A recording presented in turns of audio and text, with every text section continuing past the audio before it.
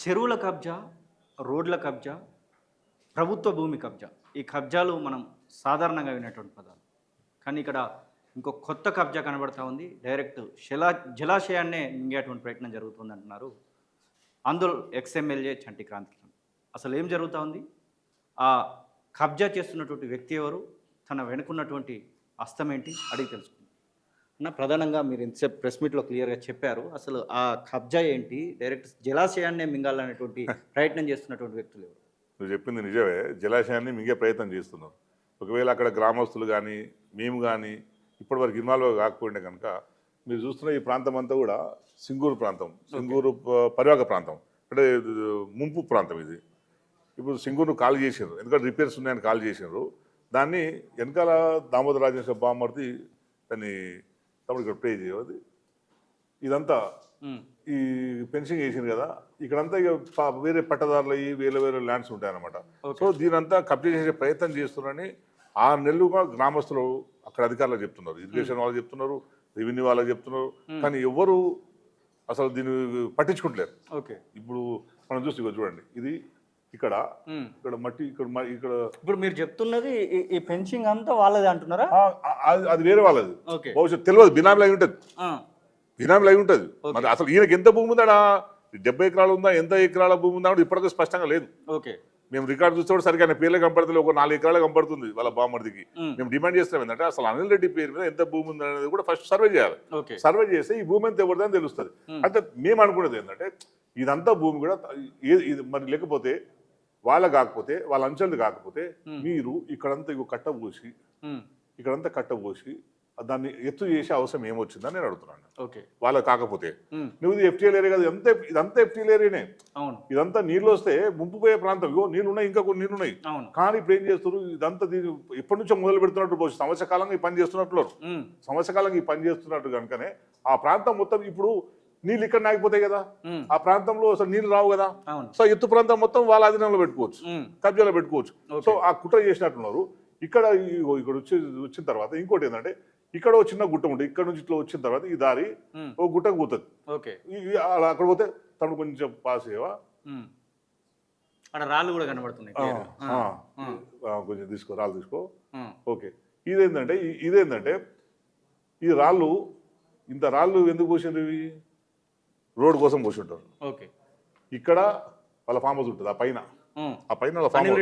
అదిగో ఇక్కడ Damodara బామ్మడి farm house పైన ఉంటుంది. ఈ రాళ్ళు ఇక్కడ పోసారు, ఇక్కడ గుట్ట ఉంటుంది. సో వాళ్ళు ఏం ప్లాన్ చేసి ఉంటారు బహుశా ఆ ఫామ్ హౌస్ కు ఈ గుట్టకు దారి చేసుకోవడానికి ఈ రాళ్ళు పోసి రాళ్ళ మీద మట్టేసి రోడ్ వేసే ప్రయత్నం చేసారు. పక్కా అదే. ఇప్పుడు రాళ్ళు ఎందుకు ఇస్తారు? ఇది కూడా సింగూరు జలాశయం, సింగూరు జలాశయమే. ఎఫ్టీఆర్ అసలు నీకు ఈ దాకా నీళ్ళు వస్తాయి, మొత్తం నిండితే ఈ దాకా నీళ్ళు వస్తాయి. ఎందుకంటే ఇప్పుడు డెడ్ స్టోరేజ్ ఉన్నప్పుడే ఇంకో చూపెడతాను నేను, బాబు కుంటా చూపెట్టు, నేను ఇంకోటి చూపెడతాను నీకు. డెడ్ స్టోరేజ్ ఆడదాకా వస్తాయి. నీకు డెడ్ స్టోరేజ్ ఉన్నప్పటికే ఇప్పటికే నీళ్లు ఉన్నాయి. మరి నువ్వు ఇదంతా ఎందుకు చేసినట్టు? ఇదంతా చూడు, అక్కడ నీళ్లు కనపడుతున్నాయి మనకు, అక్కడ నీళ్లు కనపడుతున్నాయి మనకు. నీకు డెడ్ స్టోరేజ్ ఉన్నప్పుడే ఆడదాకా నీళ్ళు ఉన్నప్పుడు నీకు 29 టీఎంసీలు కనుక డ్యామ్లో నిండి ఉంటే నీళ్ళు ఇవన్నీ నిండిపోయేది. ఇదంతా ఇక్కడ దాకా వస్తుంది. ఇక్కడ కుంట జరిపేసారు. మొత్తం ఎంత కబ్జాకు గురైతుందని భావిస్తా ఉన్నారు? ఆ మట్టి అదంతా కిలోమీటర్ల పొడుగు కనబడతా ఉంది ఆ డ్రోన్ షాట్. ఇదంతా అనేక కబ్జా. ఎన్ని లెక్క చేయాలి? నేను 100 అంట 200 అంట నేను సర్వే చేయలేం కదా. అంటే చాలా భూమి ఉంది, అది చాలా మంది పట్టదారులు ఉన్నాయి. ముంపుకు గురైన ప్రాంతము, ముంపుకు గురైన ప్రాంతాన్ని ముంపు లేకుండా గట్టుగా చేసే ప్రయత్నం చేస్తున్నారు. ఇది గట్టు వాటర్ చూడండి, చాలా స్పష్టంగా కనిపిస్తుంది. ఇది తమ్ముడు కొంచెం పాస్. ఈ మట్టి ఎవరు పోసారు? ఇది వాళ్ళే పోసారు. వాళ్ళే పోసారు మట్టి తీసుకొచ్చి పోసారు. నీకు నీళ్ళు దగ్గర ఉన్నాయా? డెడ్ స్టోరేజ్ ఉంది. ఇప్పుడు ఈ క్షణానికి కూడా మీరు చెక్ చేయండి, లేదు దాన్ని కాల్ చేసారు. డ్యామ్ రిపేర్ ఉందని కాల్ చేసారు. డ్యామ్ రిపేర్ ఉందని కాల్ చేసారు కనుక అంతవరకు వచ్చింది. రేపు 29 టీఎంసీలు అయితే అంత మునిగిపోతుంది. కానీ ఏంటంటే దీన్ని అప్పు చేసి దాన్ని తన కోసం ఒక గెస్ట్ హౌస్ కట్టుకుందామో లేకపోతే పర్యాటక కేంద్రం చేద్దామని ఒక కుట్ర దాగి ఉన్న దాంట్లో అధికారులు ఏమంటున్నారు అక్కడ లోకల్ ఎంఆర్ఓ అసలు ఆర్డీఓ నేను అధికారులతో మీరు కంప్లైంట్ అసలు వాళ్ళంతా ఇంత జరుగుతున్నా వాళ్ళకి అన్ని తెలుసు కానీ మంత్రి భయపడుతున్నారు పాపం. ఓకే ఇంత జరుగుతున్న తతంగా వాళ్ళకి తెలుసు. మేము పోయి కంప్లైంట్ చేసినాం. ఫస్ట్ ఇరిగేషన్ వాళ్ళకి చేసినాం, స్పందన లేదు. ఎంఆర్ఓ ఫోన్ చేసినా, స్పందన లేదు. తర్వాత కలెక్టర్ గారి దగ్గర పోయినాను, చెప్పినాను సార్ ఇట్లా ఈ పరిస్థితి ఉన్నది ఇక్కడ, ఈ ఫోటోగ్రాఫర్స్ అన్ని చూపెట్టినాను నేను. వెంటనే అధికారులు జాయింట్ ఇన్స్పెక్షన్ కోసం రాసిండు, జాయింట్ ఇన్స్పెక్షన్ పోయినారు. చివరికి ఏం తెలిసిందంటే 1 ఎకరన్నర మాత్రమే. ఇదంతా ఎకరన్నరనే అంటున్నారు వాళ్ళ అధికారులు అంటున్నారు. నేనంటేనేమో పాలిటిక్స్ చేస్తున్నా అంటారు. ఇప్పుడు మీరు మీడియా వాళ్ళు మీరు చెప్పండి అదంతా ఎకరన్నరనే కబ్జా అయినట్ట. ఎకరన్నర పొడుగుతా కనబడుతుంది, మరి కిలోమీటర్ పొడుగుతా కనబడుతున్నది. వాళ్ళకి మాత్రం ఎకరన్నర మాత్రమే కబ్జా కనపడదంట. మేమంటేనేమో పాలిటిక్స్ చేస్తున్నారు, తప్పు చేస్తున్నారు. దామోదర సింహ సచిరుడు, ఆయనకి ఏం సంబంధం లేదు, ఆయన ఇప్పుడే సంబంధం లేదని చెప్పలేడు ఆయన కూడా. అలా బామ్మడి కూడా చెప్పలేడు. డ్రోన్ ఎగిరేసినందుకు కూడా మరి ఏమన్నా అనే అవకాశం, డ్రోన్ కూడా ఎగిరేయద్దు అంటారు కదా పర్మిషన్ లేకుండా. అది పబ్లిక్ ప్రాపర్టీ, అది పబ్లిక్ ప్రాపర్టీ కదా. సింగూరు డ్యామ్ అనేది పబ్లిక్ ప్రాపర్టీ. పబ్లిక్ ప్రాపర్టీ మీద మేము డ్రోన్ వేస్తున్నాం. అవును, పబ్లిక్ ప్రాపర్టీ కాకపోతే సమస్య కదా. ఇప్పుడు పబ్లిక్ ప్రాపర్టీ ఈ వీడియోలన్నీ అధికారులకు చూపించేటువంటి చూపెడితే వాళ్ళు ఏమంటున్నారు మరి ఇంత జరుగుతుంది ఓపెన్ కనబడుతుంది. అధికారులు ఎవరు? కలెక్టర్ కోరే కదా, హైయెస్ట్ అథారిటీ కలెక్టర్ గారు కోరే. నేను చేస్తున్నాను అని చెప్పినాడు. నేను గూగుల్ మ్యాప్ లో ఎక్స్ప్లెయిన్ చేసిన, గూగుల్లో ఎంత ఉండే, కుంటలు ఎట్లుండే, ఇవి ఎట్లుండే, ఇప్పుడు స్ట్రక్చర్ ఇట్లా అయిందని చెప్పి ఎక్స్ప్లెయిన్ చేసినాను. ఆయన మంచిగా రెస్పాండ్ అయ్యాడు. కానీ ఏముంటుంది, కింది స్థాయిలో అధికారులు ఆయనకు సహకరించాలి కదా. మంత్రి గారు ఏం చెప్తే ఉట్టు బయట అధికారులు, మంత్రి గారు ఏం చెప్తే అది చెప్తారు. ఒక మామూలుగా ఎట్లుంటది అక్కడ మన నియోజకవర్గంలో కానీ జిల్లాలో కానీ ఆయన ఏం చెప్తే అది చేయాలంతే. వాళ్ళు ఇంకో పని చేయడానికి లేదు. నువ్వు లేవంటే లేవు, కూర్చోంటే కూర్చో. అధికారులు ఎవ్వరు కూడా స్వతంత్రంగా బిహేవ్ చేయడానికి లేదు. నిజంగా అధికారులు కనుక స్వతంత్రంగా బిహేవ్ చేయాలనుకుంటే, ఇప్పుడు ఇక్కడ కరెంట్ పోల్ వచ్చిందా? అవును, నీ కరెంట్ పోల్ ఎట్లా పెడతారండి? లైట్ ఉంది దానికి.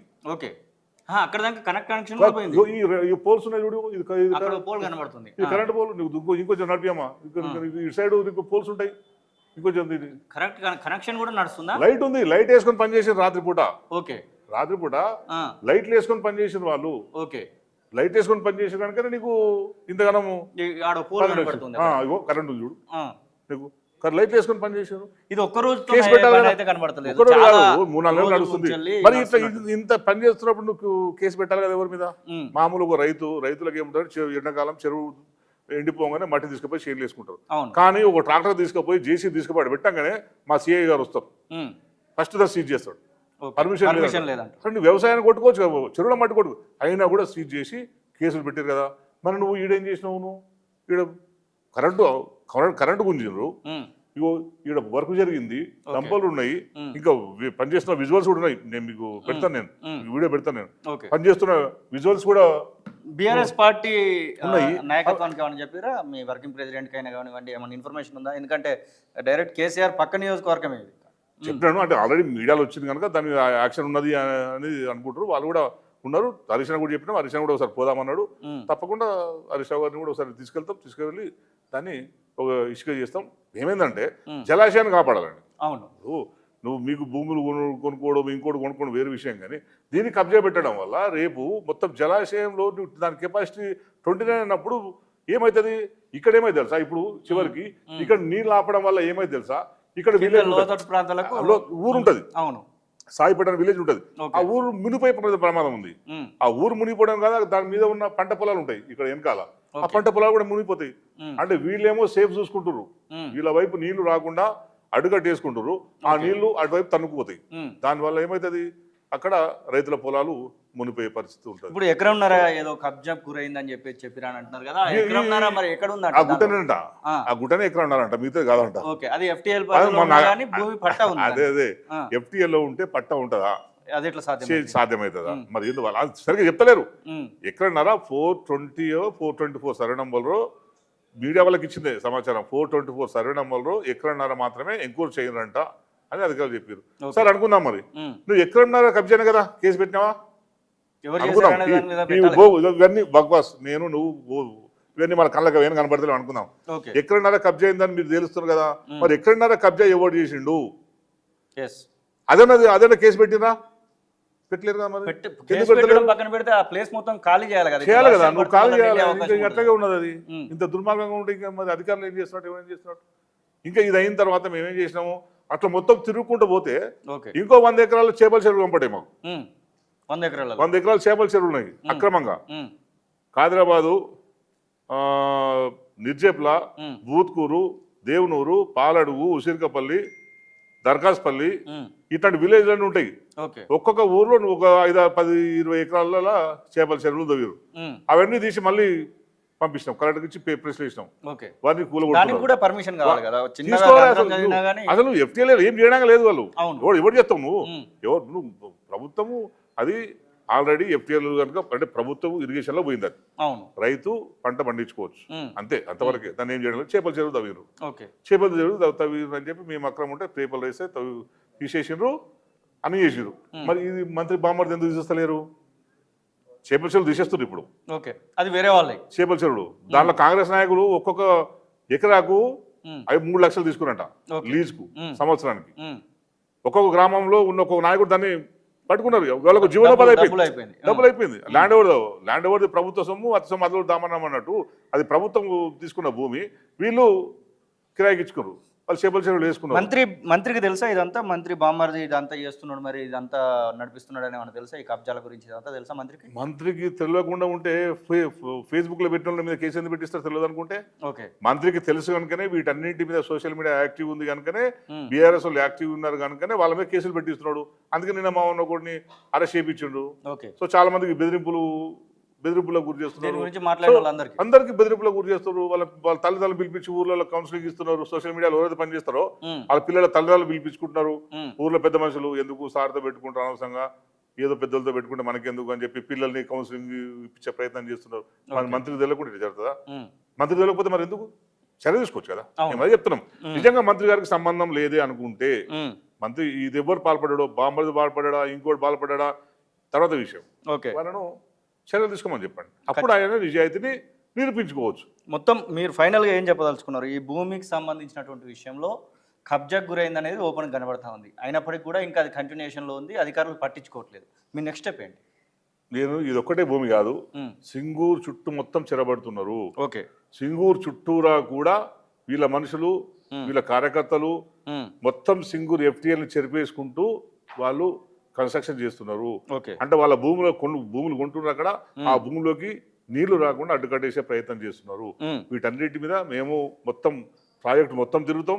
ఇప్పుడు ఇక్కడ నుంచి మొదలు పెట్టినాం, సాయిపేట నుంచి మొదలు పెట్టినాం, బూత్కూరు రాకపోయినాం. నెక్స్ట్ ఇంకా పర్యాపరాంతం పోతాం. మేము పోయి మొత్తం సింగూరు పరిరక్షణ కోసం మేము ప్రయత్నం చేస్తాం. ఫైనల్గా ఆ ఊరి ప్రజల సపోర్ట్ కూడా ఉండాలి. మీరు ఊళ్ళతో కలిసిపోయినాం. మేము ఊళ్ళో రెండు గ్రామాలతో కలిసిపోయినాం. మేము మీడియాలో వచ్చింది, పేపర్లో వచ్చింది, విజువల్స్ ఉన్నాయి. చాలా మంది చెప్పినాం. అందరం కలిసి కాంగ్రెస్ పార్టీ కార్యకర్తలు కూడా ఫేస్బుక్ లో పెట్టిండు.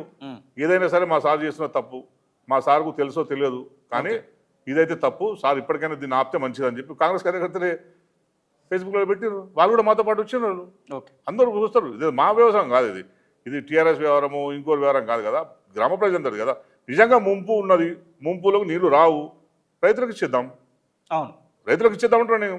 మరి నువ్వెందుకు కబ్జా చేయాలి? నీ బామ్మర్ది ఎందుకు కబ్జా చేయాలి? ఇక్కడ నీళ్లు రావనుకుందాం, ఎఫ్టీఎల్ ఇక్కడ రావనుకుందాం, రైతులకు ఇచ్చేద్దాం. వాళ్ళ తాత ముత్తాతల నుంచి సంపాదించే భూమిని ప్రాజెక్ట్ కోసం ఇచ్చిన వాళ్ళకి ఇచ్చేద్దాం. మీకెందుకు రావాలి? మీరు మా స్థానికులు కూడా కాదా? నీకెందుకు రావాలి? నీ బామ్మర్ది కదా. నీ బామ్మర్దేమో నిర్మలే, నువ్వేమో మహారాష్ట్ర అవుతుంది. మా వాళ్ళు భూములన్నీ మా వాళ్ళు, మరి మా వాళ్ళు తీసుకోవాలి కదా, అట్లనే ఇవ్వాలి కదా. మరి ఆ పని చేయకుండా నేనే దీన్ని ఏదో వ్యాపారం కోసం వాడుకుంటా అంటే మేమైతే సహించలేదు. స్థానిక ప్రజలతోనే ఇదంతా మేము నడిపిస్తున్నాం.